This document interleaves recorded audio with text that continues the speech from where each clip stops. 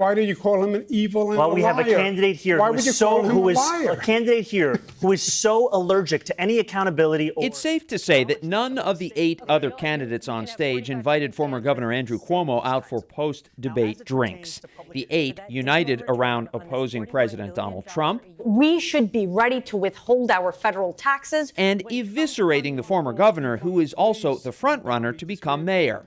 A discussion about public safety. We need to make crime illegal. Became one about the sexual harassment allegations that drove Cuomo from office. The people who don't feel safe are young women, mothers, and grandmothers around Andrew Cuomo. That's the greatest threat to public safety in New York City. I said at the time that if I offended anyone, it was unintentional, but I apologize. And I say that today. While polls show that Cuomo leads the crowded Democratic field, State Assemblyman Zohran Mamdani has gained ground on him. The two men clashed early and often. I am Donald Trump's worst nightmare as a progressive Muslim immigrant who actually fights for the things that I believe in. Donald Trump would go through Mr. Mamdani like a hot knife through butter.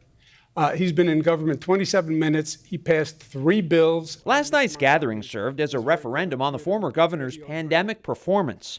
City Comptroller Brad Lander took him to task for his testimony to Congress last year. Lander also accused Cuomo of whitewashing the death toll in nursing homes.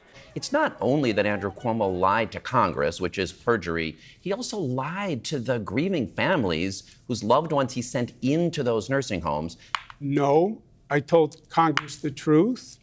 No, we did not undercount any deaths. City Council Speaker Adrian Adams, whose father died of COVID in 2020, ripped Cuomo for suggesting that he has no regrets from his time as governor. No regrets when it comes to cutting Medicaid or health care. No regrets when it comes to cutting child care. No regrets when it comes to slow-walking PPE and vaccinations in the season of COVID to Black and brown communities. Yeah. Really, no regrets. State Senator Zelnor Myrie zeroed in on Cuomo's book deal. Do you regret taking the $5 million, and will you give it back? Yeah.